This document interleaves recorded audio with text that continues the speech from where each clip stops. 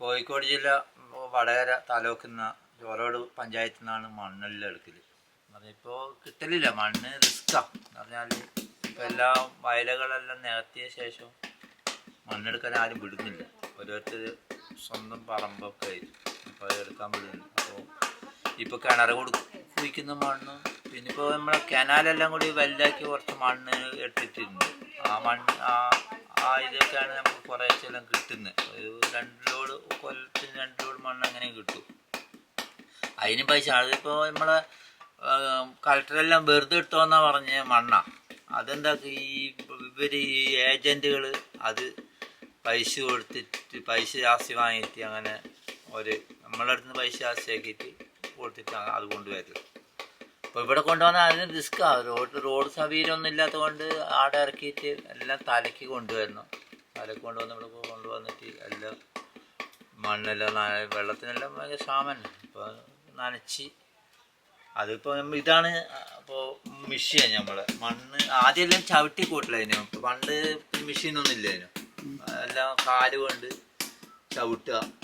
പിന്നെ പെണ്ണുങ്ങളായാലും ഭാര്യയും അമ്മയും ഒക്കെ മണ്ണ് ചെത്തി ഒരാളുകളെ പോലത്തെ സാധനം ഉണ്ട്, അതിൽ മണ്ണ് ചെത്തി അങ്ങനെ പെണ്ണുങ്ങൾ എല്ലാവർക്കും പണി തന്നെ. വെറുതെ നിൽക്കില്ല, വീട്ടിലുള്ള എല്ലാവരും എത്ര ആളുണ്ട് അവർക്കെല്ലാം പണി തന്നെ. പിന്നെ ഇതാണ് ഇപ്പോൾ പുതിയതായിട്ട് ഇപ്പോൾ 5-8 കൊല്ലമായി നമ്മൾ മെഷീൻ വാങ്ങി. എന്ന് പറഞ്ഞാൽ പണ്ട് എന്ന് പറഞ്ഞാൽ നല്ല മണ്ണേന്, ഇപ്പോൾ അങ്ങനത്തെ നല്ല മണ്ണൊന്നും കിട്ടുന്നില്ല. ഇപ്പോൾ 2-3 സൈസ് മണ്ണെല്ലാം ചേർത്തിട്ടാണ് ഇപ്പോൾ. അപ്പോൾ ആ മണ്ണെല്ലാം മിസ്സാക്കണമെങ്കിൽ ഇങ്ങനത്തെ മെഷീൻ വേണം. അപ്പോൾ ഇങ്ങനത്തെ മെഷീനിൽ ഇപ്പം മണ്ണ് അരച്ചിട്ടാണ് നമ്മൾ മണ്ണെല്ലാം റെഡിയാക്കുന്നത്. റെഡിയാക്കിയിട്ട് നമ്മളെ ചക്രം ഇതിടും. ഇതാണ് നമ്മളെ പഴയ മോഡൽ ചക്രം. അതിപ്പോൾ പുതിയ മോഡലായി. ഇത് കൈ കൊണ്ട് തിരിക്കില്ലായിരുന്നു ആദ്യം. എന്ന് പറഞ്ഞാൽ വടി കൊണ്ട് തിരിക്കില്ലായിരുന്നു. ഇപ്പം അതെന്തൊക്കെ നമ്മളിങ്ങനെ മോട്ടർ ബെൽറ്റ് ഇട്ടിട്ട് മോട്ടറിൽ ഫിറ്റാക്കി തിരിക്കില്ല. അങ്ങനെ തിരിക്കും, മോട്ടറിൽ തിരിയില്ല. പണ്ടങ്ങനെയൊന്നുമില്ല, കൈ കൊണ്ട് തന്നെ തിരിച്ച് ചെയ്തു. ഇത് 15 ദിവസം കൊണ്ട് ഉണ്ടാക്കി കഴിയും. പിന്നെ ഒരു 4 ദിവസം ചോളേൻ്റെ പണിയൊക്കെ ആയിരിക്കും. 4-5 ദിവസം എടുക്കുമ്പോഴേക്കും അതാണ്. അല്ല, ഈ 15 ദിവസം കഴിഞ്ഞിട്ട് 4 ദിവസം ചോളേൻ്റെ പണി 5-ാമത്തെ ദിവസം എടുക്കും, 20 ദിവസം എടുക്കും. അപ്പം ഇതിൻ്റെ ടെമ്പറേച്ചർ നിങ്ങൾ സൂക്ഷിക്കണം, എത്ര ഡിഗ്രി ആണെന്ന് അങ്ങനെ വല്ലതും? അതുണ്ട്. അത് നമുക്ക് ഇത് ചൂടാകുന്ന സമയത്ത് നമ്മൾ ഈ ഹോൾസ് ഉണ്ട്, ചൂളൻ്റെ ഹോൾസ് ഉണ്ട്. ആ ഹോൾസ് അടിയിൽ തൊട്ട് തൊട്ടുമ്പോൾ ചൂടുണ്ടെങ്കിൽ ആ ഹോൾസ് അടക്കണം. അപ്പോൾ പിന്നെ ഫുള്ള് അടച്ചു കഴിഞ്ഞാൽ പിന്നെ മേലത്തെ ഹോൾസ് തുറന്നു കഴിഞ്ഞാൽ അവിടത്തേക്ക് ചൂടാകും. പിന്നെ അതും ചൂടാകുമ്പോൾ അതും അടയ്ക്കും.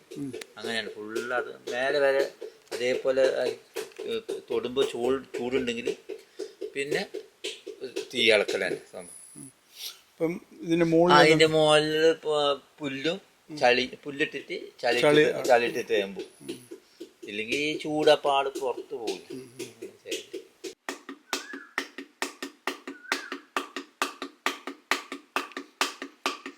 ഒന്നിച്ച് നമ്മളെ ബ്ലോക്ക് നല്ല നമുക്ക് ഇങ്ങനത്തെ പരിപാടി ഉണ്ടായിരുന്നു. നിങ്ങളൊരു കൂട്ടായ്മയോടെ പിന്നെ നിങ്ങൾ ഒരു ഫാക്ടറി പോലെ എടുത്തിട്ട് അതിന് കുറേ പൈസ പാസ്സാക്കി തരാനെല്ലാം പറഞ്ഞു. എന്ന് പറഞ്ഞാൽ അത് നടക്കൂല. എന്ന് പറഞ്ഞാൽ പല കുറേ അപ്പുറപ്പുറമുള്ള ആൾക്കാർ ഒരു സ്ഥലത്ത് ഒരു ഇതുണ്ടെങ്കിൽ ഒരാൾ ശേഷം രാത്രി പണിയെടുക്കും, മറ്റുള്ളവർ കുറച്ച് പണിയെടുക്കും.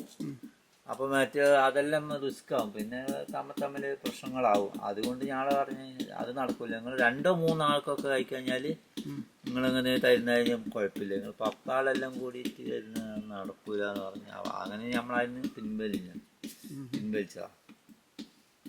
അപ്പം അങ്ങനെയൊക്കെ. പിന്നെ പഞ്ചായത്ത് എന്ന് പറഞ്ഞാൽ 1 ലക്ഷം റുപ്യ 3 സ്ത്രീകൾക്ക് കൂട്ടായ്മയ്ക്ക് പൈസ കിട്ടുകയെന്ന് പറഞ്ഞിട്ട് അതിൽ 2 കൊല്ലം വരെ മെനക്കെട്ടിട്ട് എന്ന് പറഞ്ഞാൽ ആ 1 ലക്ഷം ഒന്നും കിട്ടി. കുറേ പൈസ ഇവരെ കയ്യിൽ നിന്നെല്ലാം ചെയ്ത് കുറേ എല്ലാം ഇത് റെഡിയാക്കി കൊടുക്കണം. അപ്പോൾ അതിനെല്ലാം പിന്നെ പൈസ ഇതാക്കി കൊടുത്ത് ലാസ്റ്റ് 72,000 റുപ്യ കിട്ടിക്കൊള്ളു. 1 ലക്ഷം റുപ്യ പറഞ്ഞു. അതിന് മുന്നേ കിട്ടിയവർക്കെല്ലാം 1 ലക്ഷം റുപ്യ ഫുള്ളായിട്ട് കിട്ടി. നമ്മളെ ഭാര്യ പിന്നെ ഇടവിലത്തെ 2 ഭാര്യ 3 ആൾക്ക് അവർക്ക് 1 ലക്ഷം എന്ന് പറഞ്ഞാൽ അവർക്കൊന്നും കിട്ടിയിട്ടില്ല. ആകെ 72,000 റുപ്യ കിട്ടിക്കോളൂ പറഞ്ഞാൽ. അങ്ങനത്തെ ഇതൊക്കെയാണ്. അപ്പോൾ ഗവൺമെൻറ്റിൽ നിന്ന് ഒരു ഇതില്ല.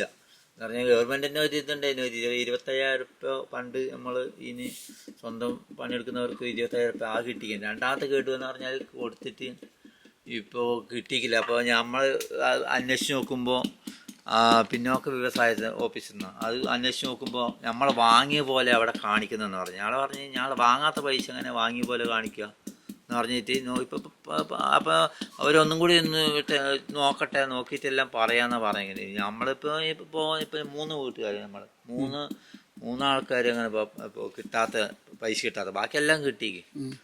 അപ്പോൾ നമ്മളിപ്പോൾ അതിന് നമ്മൾ കിട്ടാത്ത പൈസ നമ്മൾ വാങ്ങിക്കണ്ടെന്ന് പറയുമ്പോൾ നമുക്കൊരു പ്രശ്നമല്ലേ. ഇപ്പോൾ നാളെ ഇനിയും കെട്ടി വലിയ പ്രശ്നങ്ങളാവില്ല. അപ്പോൾ നമ്മൾ പറയാം എന്തെങ്കിലും കംപ്ലൈൻറ്റ് കൊടുക്കാം, അതിനുള്ള തീരുമാനത്തിലേ ഉള്ളേ. നമ്മൾ ഈ കിട്ടാത്ത ഗവൺമെൻറ്റിൻ്റെ പൈസ നമ്മൾ വാങ്ങിക്കണ്ടെന്ന് പറഞ്ഞിട്ട് ആദ്യത്തെ പൈസ എല്ലാം 20,000 കിട്ടിയിട്ട് നമ്മളെ റേഷൻ കാർഡെല്ലാം അതിൽ സീലടിച്ചിരിക്കും.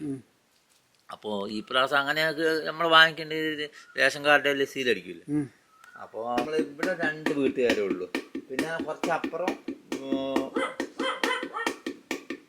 ഒരു 5-6 വീടുകൾ അവിടെ ഉണ്ട്. അവിടെ എല്ലാം സ്വന്തം ഇപ്പം ആദ്യമെല്ലാം പറഞ്ഞ് പുറത്താണ് പണിക്ക് പോകുന്നത്.